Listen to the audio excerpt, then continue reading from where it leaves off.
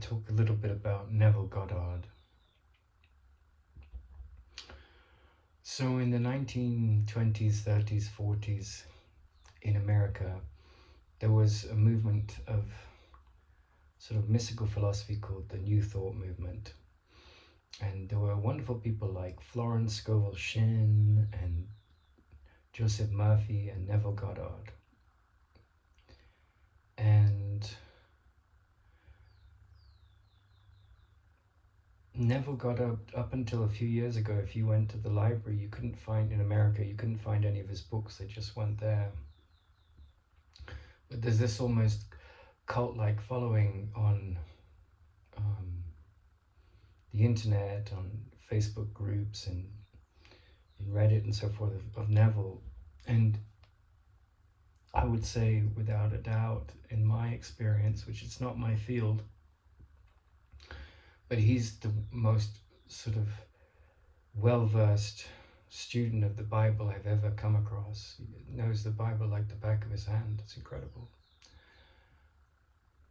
And his story is kind of interesting because when he was a young man, he lived in the Caribbean, in Barbados. And he ended up going to New York and becoming a lift, like an elevator driver. They used to have people in the elevators to drive and, push the buttons and stuff, and then it became automated.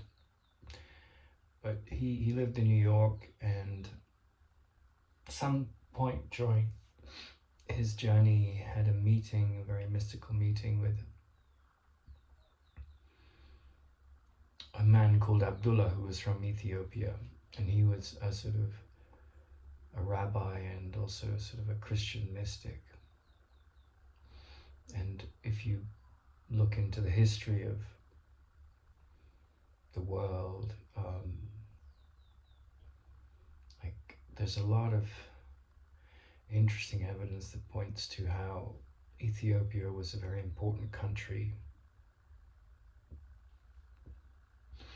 And it's sort of the seat. It's one of those countries that's sort of the seat of human civilization, that area of Africa, the Fertile Crescent it's called. And then there was a movement into the Middle East and up to Europe and Asia and so forth. But, some of the oldest mystical traditions that we can connect to Judaism and early Christianity, we can find some arguments and connections with Ethiopia. So Abdullah came, and when he was a child in Barbados, Neville Goddard, the family, he was from a big family, an Anglican family in Barbados, and there was a soothsayer on the island, and he said of Neville's future that, he was completely given to God. And, if you study his teachings, his lectures, and they're all online, it's quite mesmerizing as a speaker. He brings you the richness of these biblical stories, but takes it out of the context of history and places it into the metaphor of your life, like the stories of your life, the archetypes of your psyche. And he sort of had a history where, he started off as an elevator driver, and then he became, if that's what you call operator, I think it's called, and then he became a dancer, and then his study of the Bible led him to give lectures, and he became very popular in Los Angeles, New York, and San Francisco particularly. He would be he had a particularly devoted audience, and then he settled in Los Angeles and had a daughter. And at the end of his life, he was the latter stage of his life, his his audience really dwindled, because he went from teachings about manifestation, and his big famous line is, feeling is the secret. So if you have a desire, his teaching was that those desires are sacred. They're not like they say in Buddhism, you must run away from desires. And so he kind of honored the hidden joy behind people's, oh, I can have this and I can have that, and I used his technique to manifest my last wife.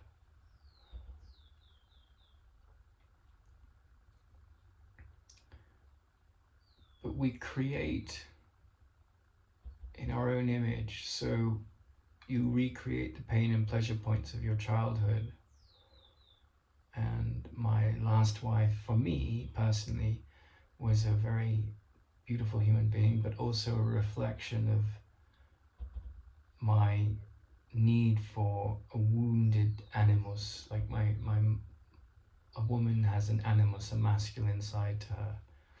And I felt like I was attracting in the feminine the story of the wounded animus that I was looking at in my relationships with women. And perhaps that came to an extent from my mother. But you can manifest these things, but then you manifest in your own image, and your own image is reflective of where you are at any given time. But he's right, feeling is the secret. Like, you create your own reality. And I shifted to do a university degree quite late in my development in life, like in my mid-40s, late 40s. And it wasn't something I was hungering for, but I was looking, after being quite sick, for a path to a career that would be, supportive of the things that interest me. And I also could study some physics in my private time, which was interesting to me. But it was a really toxic atmosphere that I found myself in the university situation. Like, there was a lot of big egos and abuse of authority. So yes, we are the arbiter of everything that happens to us at a certain level. We do. Thoughts and feelings create our reality. But this shift that happened in Neville's life, he went from what he called his teachings on the law of assumption. Like, if I assume myself to be, sitting on a beach in Greece, and I own a house behind me, and I keep devoted in a very serene way to that feeling in my mind, I will manifest it. That's the sort of the whole law of assumption in a nutshell. And he would use the stories of Jesus and other characters in the Bible as metaphors for, like, you living in a certain style of life, and then the new assumption comes and you live in that assumption, and that what was the new style of life, what the sense reports, becomes the old, and you die on the cross, and you're reborn because of the power of mind and heart when it's given fully to this law of assumption. And his audiences were just overcrowded. And then he reached a point where he kind of got a little bit bored of that, and he had other incoming spiritual experiences, and he shifted to what was called the law of the promise. And this centered around his interpretation of the Bible, where Jesus was the penultimate character, and he didn't believe in Jesus. He didn't believe there was a man called Jesus that walked the earth. He thought it was a myth that had a lot of power, but he thought it was he he said the Bible is our biography. Now, of course, if you grow up in Hindu culture, you can't say that, right? But what he meant by that is that if you read between the lines of the message of the story, which is not supposed to be true in his eyes, then the changes in the psyche is the story of our life. And that's where the great characters in these myths come in. And in the Law of the Promise, it was like Jesus was the penultimate aspect of the psyche, and then the ultimate was David. And the thing that was rather strange about Neville was he was kind of an alcoholic, and on the day he died, he bled out. Like, it was just someone went to the house where he was at, and there was just all this blood on the floor. And I found that a lot of people fall under his spell, and I think he's a very good teacher for many people for a certain stage in their life.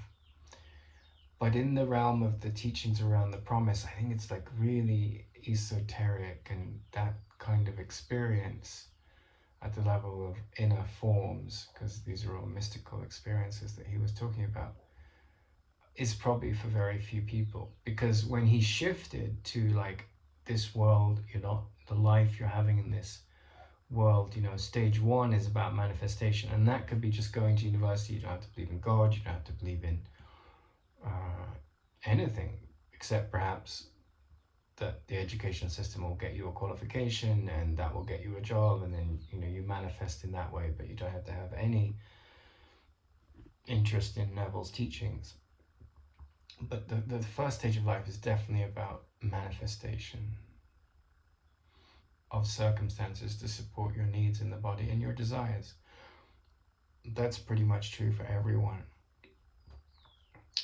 But when he shifted from like, what can I get from this? What experience can I get? How can I see myself in a better place? When he shifted from that and he saw this death of that character, not the physical death, but the psychological death, then his audience just went down to much, much smaller people. And so what I've come away from my studies of Neville's teachings is that, he had an incredible understanding of the Bible at a profound metaphoric level. And Joseph Murphy also, he didn't teach, he taught about programming your mind before you sleep. And Florence Scovel Shinn said she wrote a book called The Game of Life. She was a set designer. She was a very avant-garde woman, and her husband died. He also worked in theatre, and then she moved like Neville. She shifted from like this world of dancing and theatre and set design and things like that, and she just became this writer of mystical fiction, and she gave these lectures. And she said, life is a game, don't take it too seriously. And they're very uplifting teachings, all of these. Joseph Murphy wrote this incredibly well-selling book, The Power of Your Subconscious Mind. And they're all saying very similar things, though they differed in the details. But that's what manifestation is. It's like if you have a desire and you feel it's very important to you, there's different ways to go about achieving that desire. But you could sum up their teachings really being, feeling is the secret, ask and you shall be given, knock and it shall be given, these kind of things. The sense that there is no lack in the fearless mind, there's no guilt to be attached to our desires. And there really shouldn't be, as long as hopefully they don't harm anyone or self. And I think that's a very good movement, a very good shift, because like the old organized religions, that's why it's called the New Thought movement. There's a lot of guilt around money and sexuality and things, and so these characters came along and they took old stories and redispersed them with a totally different flavor. It's like that line from the Bible, you know, filled old skins with fresh wine, because the bottles of old were made of leather and you know, in those days, when they were hiking and walking, you know, these leather, you can still get them in parts of Europe and things. But my understanding is there's two levels to this manifestation game. One is be careful what you wish for, because, you know, I manifested this lovely wife, she manifested me, and then I went through hell in the experience of her psychological breakdown and her rejection. But I don't read that as a reflection of her or her personality. I read that more a reflection of the decision maker in my mind. I chose to have that experience.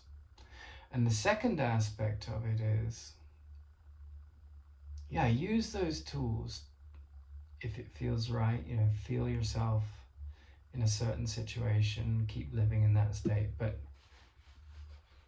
see it in context, you know. Like, because you go and look at these groups, digital groups around Neville's teaching, and there's so much neurosis. Like, I'll be happy when I get X. I'm not happy now, but when X happens, everything will be happy. And I'm looking for all the signs, and I get completely neurotic, and I need everyone to come in and support me and say, you can do it, you know, and give me coaching in Neville's speak and Neville's teachings. And I think at the heart of wisdom is peace, you know.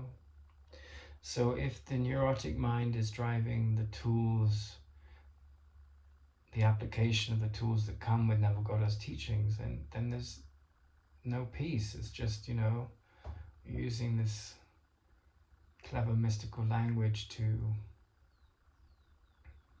support self-destructive behavior.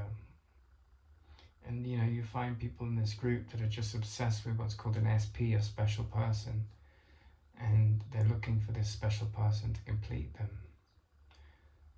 And I mean, you just think that, like, what kind of energy are you inviting in with someone that's so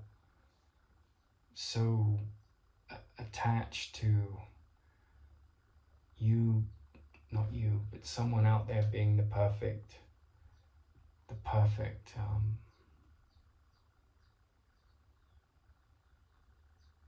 coupling to you, right? Because in a certain level, like, being in a relationship is so natural, right? So healthy. And if you've been in 1 or 2 or 3 or 4 or whatever number of relationships and they've fallen apart, the common denominator is you. So what can you learn from what you've brought forward, you know? If you keep bringing narcissists, or, you know, then you have to change the programming in what you accept as healthy, because your conditioning is blinding you. And so one of the challenges of manifesting a special person is, like, are you the person that your ideal person wants to be with? Or are you neurotic and not happy unless X, Y, and Z are perfect? So the mirror of these kind of teachings, you know, the shadow side of these kind of teachings is, like, what's talking in you? Like, I manifested my last wife, and, you know, I'd been divorced once, and I'd seen the attachment that comes with marriage when it feels perfect, and then the pain of that attachment when things go wrong. So the second time around, there was a lot less, there was a desire to save the relationship. There was, from a spiritual perspective, it was a more evolved letting go, because I was looking into the mirror of this grasping, and I was sort of saying to the grasping, yeah, that you're not welcome here anymore. That wasn't said to anyone outside, that was said to this existential loneliness that needed to be completed inside me by another outside me. And I think when you get better at that, you can attract relationships that are very happy.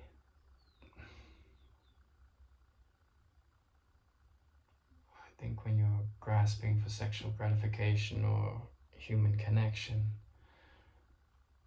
you attract at the level of that vibration. And what happened to me on the university course was I'd spent so much time fathoming the depths of this great sage, Ramana Maharshi. And I sort of chose that path as a solution to a difficult set of circumstances. So it was not rushed into, but it was brought about quite quickly. And I'd spent my whole life, like adult life for sure, just studying the mind from very deep vantage points with very advanced teachers. And so I went into this academic realm where like the teachers were at such a superficial level compared to those teachers that I'd had. And so they were very insecure. So in that case, it wasn't attracting the vibration that I was at internally, but it was a solution to a practical movement in the world, right? That was what the university degree was. But it was at the level of form. It was a very superficial, I was around some very superficial, insecure minds. And I wasn't wrapped up in those illusions in my own self. And, you know, in the story of Jesus, if you take it as literally, he was in a similar state in his mind relative to the people that persecuted him, right? So what you attract in doesn't necessarily reflect your vibrational story, right? Because it can do, you know, like I have a sense that, you know, twice being married now, the third time probably the woman that I would be with, I've just become so much more discerning. It doesn't take me long to see what's talking in someone, but that comes through experience. So that vibrational match is, I think you get better at that. But the story of Jesus, the story of what happened to me at Edge Hill University, you know, that is a reflection of the neurosis of the world, the neurosis of that does happen, you know. Lots of insecure people use scapegoating to attack and undermine and to make someone into a monster when they're not, you know. Open any newspaper, right? Any footballers' wives' story, you know, any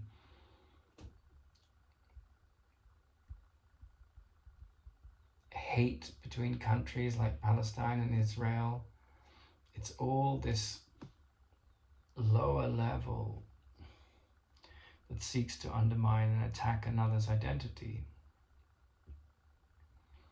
And there may be a lot of falsity and lying in that. So just because things go wrong in your life doesn't mean you're failing at manifestation. Just because you don't get what you want in the marriage you've manifested doesn't mean you're failing in the deeper journey, because sometimes, often, if we put on the right spectacles of introspection, the most difficult experiences either show us a mirror to things where we need to grow, or they mirror how others are bound up in their neurosis and using us as a scapegoat to justify their insanity. And they don't even understand that.